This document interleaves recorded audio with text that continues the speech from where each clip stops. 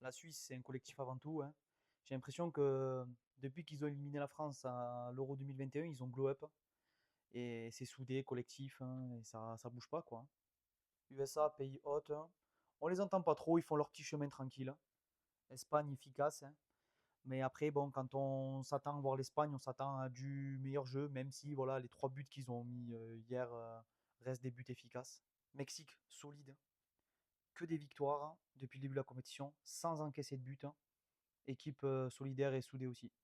Norvège, ils peuvent être très fiers d'eux parce qu'après des années sans se qualifier pour la Coupe du Monde, là, ils font leur petit bonhomme de chemin tranquille aussi. Le Brésil, un seul homme pour moi, c'est Carlo Ancelotti. Il arrive à remobiliser les troupes malgré que l'équipe n'arrive pas à jouer. Ils ont fait une première mi-temps pas top contre le Japon. Casemiro qui rate sa première mi-temps et qui prend un jaune. Danilo qui n'est pas à la hauteur, hein.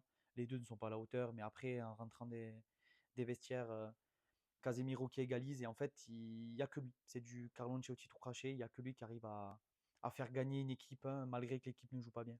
Et pour finir sur la France, hein, j'étais pessimiste moi au début de la compétition. J'avais peur que les joueurs et l'équipe se comportent un peu comme des stars. Mais franchement, depuis la Norvège, voire la Suède, ouais, même plutôt la Norvège, j'ai l'impression qu'on peut taper tout le monde. Ils peuvent taper tout le monde.